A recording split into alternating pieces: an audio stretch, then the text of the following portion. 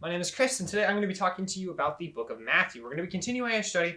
Last time in the last video, I talked about Matthew chapter 1. We're just going to keep going all the way through because this book is freaking awesome, and I can't get over it, and I gotta just talk about it. Basically, through quarantine, I found myself in this time where it's like, I really love this book, and I can't share it, so this is my way of doing that. So hopefully, this edifies or builds up someone. So, without further ado, let's just get right into it, because again, my words suck, this word doesn't. So, let's go. So we're going to be starting Matthew chapter 2, verse 1. After Jesus was born in Bethlehem in Judea during the time of King Herod, Magi from the east came to Jerusalem and asked, "Where is the one who has been born King of the Jews? We saw his star when it arose and have come to worship him." When King Herod heard this, he was disturbed, and all Jerusalem with him. When he had called together all the people's chief priests and the teachers of the law, he asked them where the Christ was to be born. "In Bethlehem in Judea," they replied, "for this is what the prophet has written. But you, Bethlehem, in the land of Judah, are by no means the least among the rulers of Judah. For out of you will come a ruler who will be the shepherd of my people Israel." Okay, really quick, I'm going to stop here for just a second. Remember last time where I said that Matthew was going to basically quadruple down on the concept that he brings up Old Testament prophecies? This is the first instance of that, of technically 3 quotes and then one other one, which I'll get to. But this one's unique for a reason that I, again, will get to. I don't want to stop the reading for too long, so I'm going to get back to it. Then Herod called the Magi secretly and found out from them the exact time that the star had appeared. He sent them to Bethlehem and said, "Go and make careful search for the child. As soon as you find him, report to me so that I too may go and worship him." Okay. After they had heard the king, they went on their way, and the star they had seen in the east went ahead of them until it stopped over the place where the child was. When they saw the star, they were overjoyed. On coming to the house, they saw the child with his mother Mary, and they bowed down and worshipped him. Then they opened their treasures and presented him with gifts of gold, incense, and of myrrh. And having been warned in a dream not to go back to Herod, they returned to their country by another route. Okay, really quick, I'm going to stop here again. Why mention the gold, frankincense, and myrrh? Well, I guess it just says incense in this version. But why mention it? Why is it important to Matthew? Well, we're going to get there. But it's interesting to me because it mentions this, but it doesn't mention all the other things about how he was actually born in Bethlehem and any of that. All he cares about is the Magi. Why? Again, it's because Matthew, for some reason, whatever reason, thinks this is important, which again, we'll come back to. I'm going to be a broken record for most of this video. All right. So when they had gone, an angel of the Lord appeared to Joseph in a dream. "Get up," he said, "take the child and his mother and escape to Egypt. Stay there until I tell you, for Herod is going to search for the child to kill him."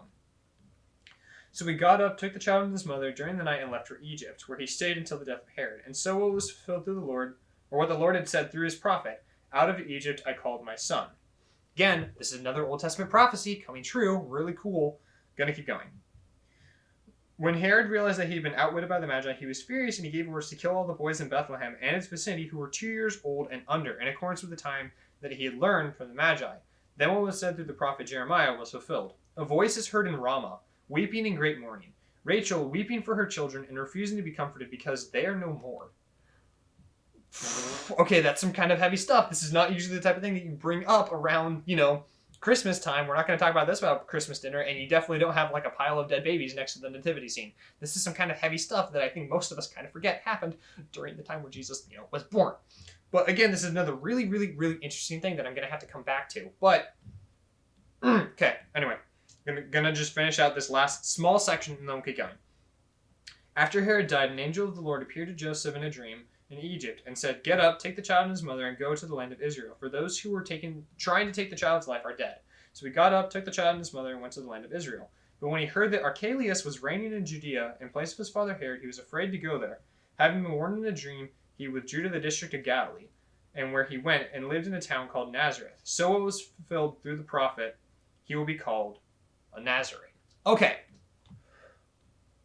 time to break some down. So, like I said, I was going to break down some of the cooler things about this, or like the prophecies. So, first one is obviously the first instance where this is written, where it says, "But you, O Bethlehem, in the land of Judah, are by no means least among the rulers of Judah," blah, blah, blah. Like the rest of that, like I'm not going to, okay, don't be disrespectful, Chris, but whatever. Okay, so we go through and do the rest of that. Why is that interesting to me? Well, this is very unique. Because you got to recognize this. Who says this? Because most of the time Matthew points this stuff out. Matthew's saying it. Okay, check it out. Back in chapter 1, he's pointing out this is what was fulfilled through the prophet. And even later in this chapter, he does the same thing again. "Oh, out of Egypt I called my son." Matthew's writing that. Matthew's the one who said that. But this time, he's doing something a little bit different, but has a huge huge ramification if we remember who Matthew was writing to at the time he put all this on paper, right? Or papyrus, or whatever the heck it was. I don't know, man. But note this. When he had called together all the people's chief priests and the teachers of the law, he asked them where the Christ was to be born. Who wrote it? Who said this? Who pointed this out? Well, this time, it's the teachers and the preachers and like the religious leaders of the time. Well, guess what? At the time where Matthew writes this, the religious leaders hated Jesus. They hated the story of Jesus. They hated everything about the Christ, as they called him. What? Okay, so what Matthew's doing here is absolutely freaking genius. Do you understand what I'm getting at? Okay, this gets me so excited. We gotta explain it. Calm down, Chris. Okay. Matthew is using their own sources against them. He's basically saying, oh yeah, like imagine that you're a Jew at the time when Matthew's writing this, and he hands you this, and he says, oh yeah, by the way, the same guys that now hate Jesus, they're the ones who confirmed that Jesus was born in the right place. What? Mic drop. So cool. I love it. So he's basically doing like counterintelligence here, where he's using their own sources against them. It's like, hey, the people that hate Jesus and you know they hate Jesus and they say Jesus was not the Son of God, they earlier said, like way back, said, oh yeah, by the way, he was born in the right place to be the Son of God. What? So cool. I love it. It just makes me so happy that Matthew's using their own terms against them. He's fighting on their turf, and I love it. Okay. So then later he says, I called you out of Egypt, I called my son. And then the one about voices being heard in Ramah and weeping in great mourning. Okay. All of these were things that the prophets wrote about in the past. But get this, right? I recognize this within my last couple of readings of this while I was preparing for this video. God is out of time. God doesn't exist within the context of time. So if he tells a prophet to say something, it doesn't have to just have one connotation. It doesn't have to just refer to one thing. So when God writes this stuff, or when God tells a prophet, hey, idiot, write this, or say this, and they do it, they're speaking about the past, but they're also speaking about the future. God being out of time has huge ramifications for the prophecies. Because even if you're talking about a historical thing that happened, it is also could be referring to something that's going to happen way in the future. I love it. Okay. Okay. I'm sorry. I gotta say it. I love this book. Right now, I'm just on fire for this book. I love it. Anyway, can't get that out of my head. Anyway. Okay, so then the last one. He will be called a Nazarene. This is the one that's a little bit different because here's the thing. I looked and I read a bunch of commentaries and looked in the notes of all my study Bibles. Everyone says this is not written anywhere in the Old Testament, at least not with this specific wording, which is interesting as to why Matthew puts quotes around this. So this is what people are kind of thinking. This is what like the experts are saying. They're saying that this is either a culmination of a bunch of different prophecies about how much this guy is going to be hated, which, if you don't know, at this time, Nazareth had a saying associated with it, which is that, can anything good come out of Nazareth? Which we actually hear later, I think in Luke, John, one of the two, either way. Basically, we hear later, that's a saying at the time, so everyone just thinks that Nazareth sucks. So that might be one of it. That might be because everyone knew that the Christ was going to be hated, so that might be it. Might be, we're not sure. But it also could just be a verbal thing that was passed down from generation to generation. That is also a possibility, it's just not recorded anywhere. We don't know. Either way, Matthew put it in quotes, which makes me think that it's more the word, like the word of mouth passed down rather than written down. But anyway, doesn't especially matter. Either way, Matthew's quadrupling down. So at this point, Jesus hasn't even spoken. Heck, Jesus at this point is like a 2-year-old into an 8-year-old or something like that. He's a youngin'. He doesn't do anything. The kid just barely hatched and now he's not doing much with his life. But Matthew, before we even get to hear Jesus open his mouth or talk or do anything miraculous or anything that is God, like, associated, Matthew is just throwing at the Jewish community. Like, he's just throwing at their face, hey, this is the Son of God. Check out all these old prophecies. Bam, bam, bam. He's lining up and knocking them down. It's really great. But there's something else here that is super cool. Well, okay, not cool, but is interesting to me. Okay, check this out, right? As soon as Jesus is born, people try to kill him. People try to get rid of him. Now, you could say that this is literally just greed and or I guess jealousy technically, since Herod doesn't want to lose his kingship to some kid. But here's the thing. We know that there's a spiritual battle going on here. And we know who controls the world and the powers at this point. Satan does, unless he's lying. Because in chapter 4 of this same book, which believe me, we're going to get there. Oh my gosh, I love chapter 4. Okay. But at this point, Satan basically says, oh yeah, by the way, everything around here belongs to me. Oh, actually, I can just read it. In chapter 4, verse 9. All this I will give to you, he said, if you bow down and worship me. So he basically says, I have authority over all this and I can give it away. And then Jesus just like, no, boy. But anyway, we'll get there. Believe me, we'll get there. But so if at this point Satan is controlling things, or at least behind the scenes pushing things in different directions, this means that as soon as Jesus is on his radar, he wants him gone. Satan tries to get rid of him by using jealousy and hatred and just evil. I mean, this dude, like Herod, has a ton of kids killed. What? That's not cool. Not just kids, toddlers. Ugh, gross. Just evil, evil individuals. But we know that Satan is probably behind the scenes pushing that. So this is cool to me for a couple of reasons. For one, it reinstates what Jesus said. Basically, this world hates God. This world hates Jesus. This world hates this book, this light, everything. It wants to get rid of it. And so as soon as Jesus shows up, they want to get rid of him. But God is already running counterintelligence. And so I asked the question, why would Matthew bring up the gifts of gold, incense, and of myrrh? Well, check this out. Okay, the distance between Egypt and Bethlehem, where they are at this point, is like 400 miles. We know that that's like a long journey, and someone I Googled it and checked it out a little bit. Okay, it was like 20 seconds of Googling. I did not do that much intense research. Let's be honest here. But in that amount of time, people were saying that it probably took about a week for them to do that trip.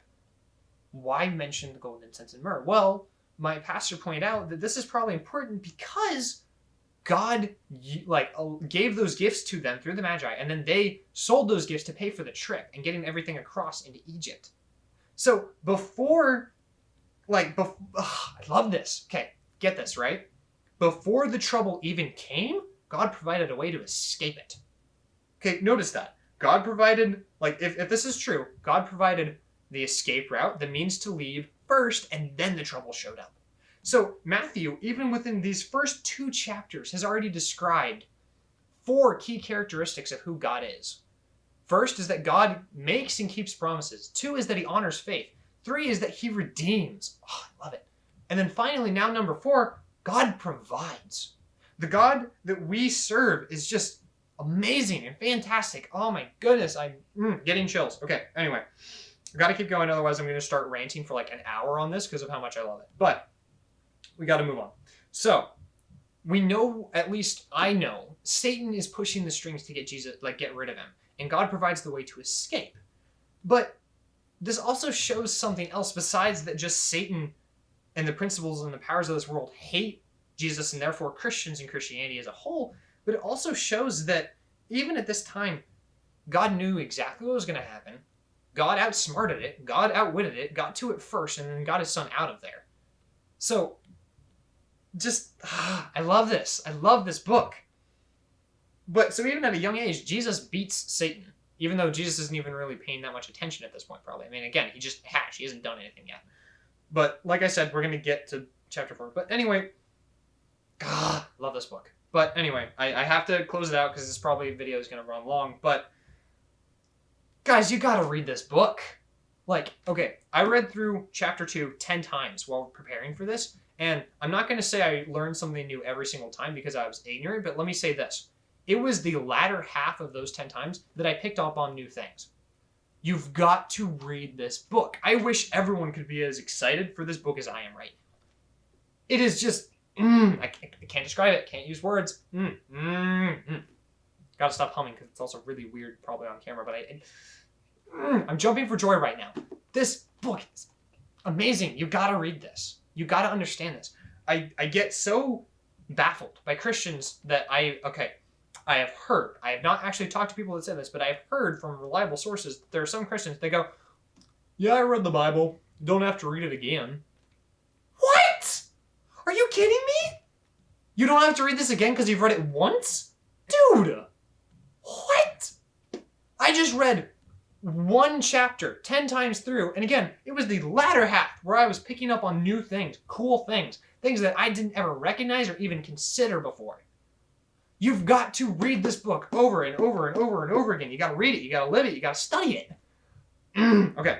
I'm going to calm down. Otherwise, I'm going to start yelling and probably throwing things. And the only thing I have to throw is this, which I think is a little bit sacrilegious, but whatever. Either way, if you are watching this video and you have one of these and it's picking up dust and dirt on your nightstand or in a shelf or whatever, pick it up.